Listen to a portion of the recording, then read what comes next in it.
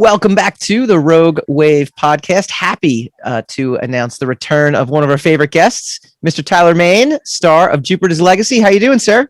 I'm doing great. Thanks for having me back, guys.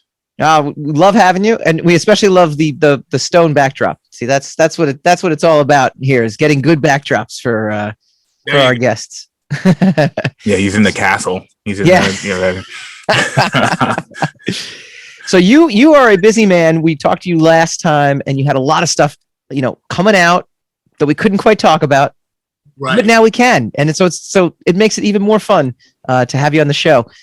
Starting with Jupiter's Legacy, take me through what your reaction was finally watching it in its final form. Having been in the show as Blackstar. Yeah, you film your portions of it, and you hope for the best. But then when you see it all put together, it was just mind blowing.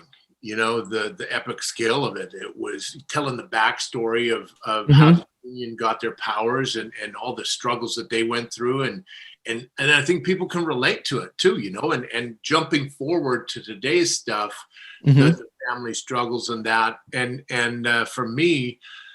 Blackstar is one of my favorite supervillains I've played, because he's a cocky, sarcastic, snide guy. He's way more than meets the eye when you see him. When you first see him, he kind of seems like one note, and then you start to interact with him, and you realize that the guy's way deeper than you thought he was, Yeah. You see he's intelligent, and you find the doctor, and it just raises all these other questions like, wow, how did Blackstar come about?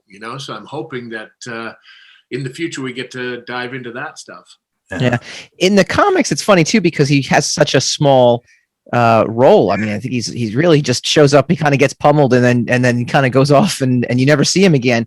In the process of being cast for the role, was it something that they expanded for you, or was it something that they had already originally planned to kind of have him be more of a central figure in the season? I think that they had planned on it being taking a bigger part in it. But like you say, when I got the audition, and of course I said to Renee, hey, I need these Jupiter's Legacy comic books. And I read the comic book, and I'm like, Blackstar got the crap beat out of him. I'm like, oh, I hope this is a little different. And I'm like, and then reading the stories, I was like, wow, okay, this guy's he can really be a formidable presence in this. So I was very excited. And then when I found out I got the role, I was even more excited. Yeah. Yeah, we had actually. What were going to do to me, with all the prosthetics? I was like, oh shit. That's the thing that I marvel at too. Is just how intricate the costume was, and I barely recognized you underneath all that. And that's again, how is that to see it all up on screen, like to see yourself transformed into an alien creature? I mean, it's got to be kind of surreal, right? Yeah, the process to change into Blackstar was crazy. I mean, I got to take my hat off to KMVFX. Those guys are phenomenal over there, from the concept art to everything. Like when I first walked in there to get my life cast and everything for this, I saw the concept art for it, and I was like, wow, that's my character.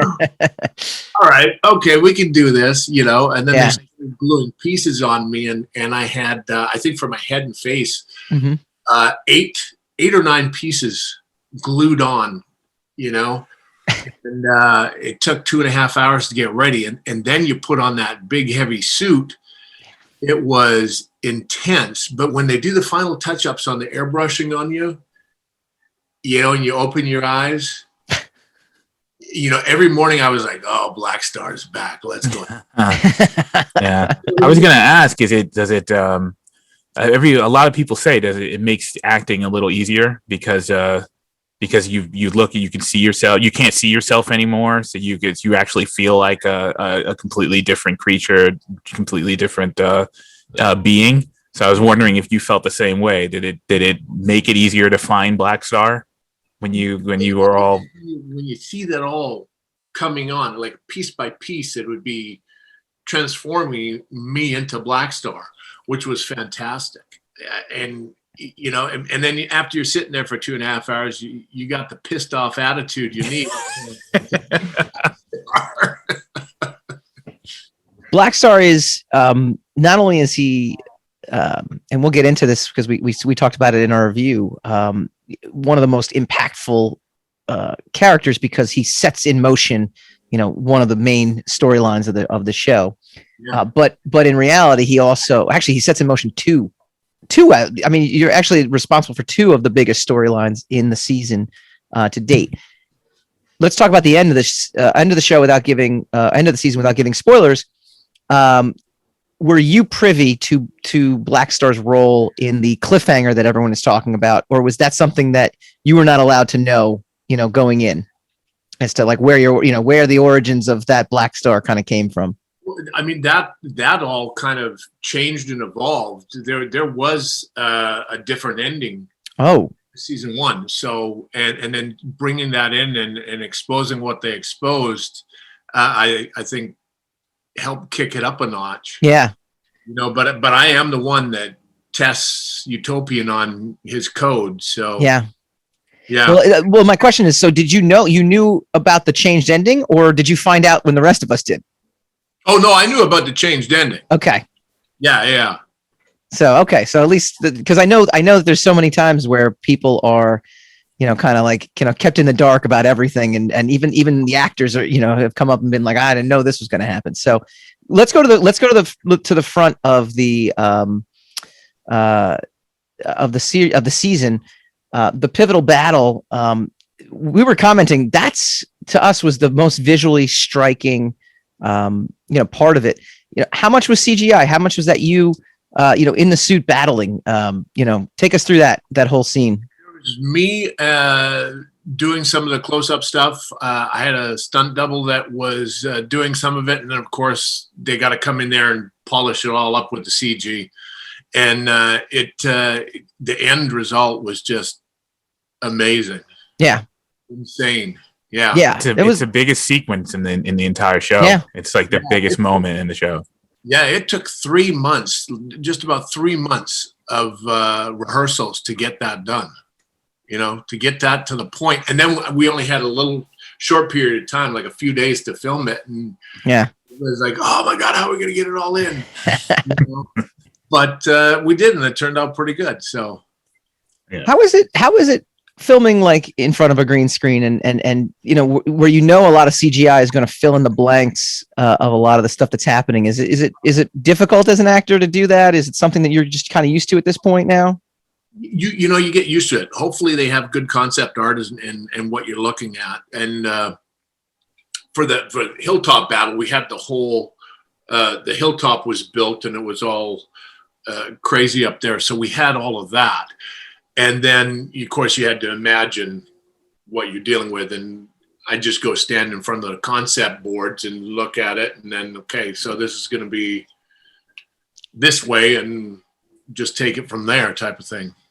That's pretty incredible. And Hassan had kind of mentioned too, I mean, just in terms of like setting things in motion. You said you read the comics. One of the big things we talked about in our review is I couldn't detach myself from the comics when I'm watching the show. And I wonder, whether it's a good or a bad thing, right? I don't know, because I'm sitting there saying, like, I know they're going to get to an island because I know the comics, right? And so, how deep did you go into the comics? Because, Blackstar's really only in the first volume. Did you read the volume 2 as well? Did you know more about the backstory, or is it something that, you learned a lot also kind of as you were kind of filming? Yeah, I knew a lot about the backstory because I read the entire comic hoping Blackstar would come back. I'm like, this has got to be a mistake. He's going to come back any moment now. Yeah. So I got quite a bit of the backstory, but it's even different from the film. And that's the thing. I mean, like you can only tell certain things in a graphic novel or a comic book.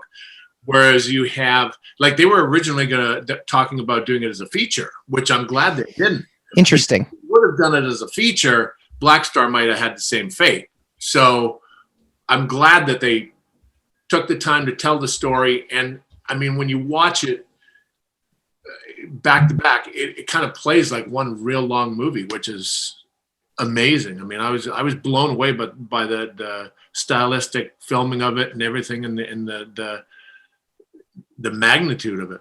Yeah, we were also, and that was something in our discussion too, in how the creators decided where to start the story, because in the comics, again, we're so much further along. The Brandon relationship is different. The Chloe relationship is sort of the same, but everything about it is kind of like sped along. And now instead, we're getting gaps filled in that we didn't have before. So, what did you think? In terms of how the decision of where to start the story. I mean, they obviously had ideas and have ideas where it's going to go next. I'm excited to see where it is. I liked where it was. Like you say, the comic book, you get to it a lot quicker. Mm-hmm. The story evolves quicker because it has to. Yeah. It's going to be interesting to see where they go with it. Yeah. And what happens next. Are you going to break it? Can we break the news? Season 2? Yeah. No. Yeah. we have our rule on the show. No, let's not get our guest fired. Yeah. Yeah. Please, no. I don't know. I'm hoping I get to come back. I hope there is a season 2, first of all, and then I get to come back. And I also I'm hoping for more of the backstory for Blackstar and explaining, where he how and you never know, he may team up with one of the other characters. It would seem the way they set him up and the way they elaborated on his inner character, that there's going to be a lot more to come with Blackstar, so I wouldn't worry about that. Speaking of comic books, you have a new comic book that I was told you can finally talk about now, coming out. As I can finally say, the Last Spartan is a project that I optioned quite a while ago, and it is basically it'd be the equivalent of like a God, I'm having a brain fart right now. It's very intimidating on our show. We'll fix it in post. Don't worry. Yeah. It's like a Sons of Anarchy mixed with Punisher, mixed with human trafficking. Mm-hmm. So it's kind of interesting. And we've actually signed the writer, which is Christopher Priest. Oh, that's great. Oh, wow. Yeah. Christopher Priest is going to be writing. I've done several Zooms. Both Renee and I have done several Zooms with Christopher. And I mean, he understands the character. He's got the same attitude. And, I want it to be gritty and dark and intense. And so that's going to be coming out pretty soon. We're starting that ball. And what vehicle, what company are you going to release it through? We're not sure yet. That's all on Renee's side of the game. I'm just like, hey, I want to do this project. This is what we're doing. Let's go. And she goes, oh my God, could you think of anything bigger that you want to do? I'm going, well, okay, let's take this to the next level. That's great. So, the Renee in question to our audience is Renee Geerlings as well, who is the, she's the managing editor of Rogue Matter, and she's also been in the comic book industry for many, many years, which include Top Cow, which is, I guess, how you guys had met originally, which is pretty cool, and in the Comic-Con sphere. And we've actually met you there as well too, which was, small world. It all comes full circle. You have Main Productions as well. Can you give us an update on everything that's going on with that? Yeah, Main Entertainment. Sorry. Compound Fracture is out. Penance Lane is out, and they are on all platforms. So please check them out. Check me out at The Real Tyler Main on Instagram and Tyler Main on Facebook, Twitter, and everywhere else. Yeah. That's awesome. Well, Tyler, we thank you so much. Like I said, the best part of Jupiter's Legacy was the opening battle sequence for us. Like we were both like, "Yep, no, nail on the head," and you nailed it. So it was awesome, and we hope that we get to see you back, for season 2. Yeah, fingers crossed, guys. Fingers crossed. All right, Tyler Main. When we come back, Hassan Godwin's Rogue Rage. Thanks.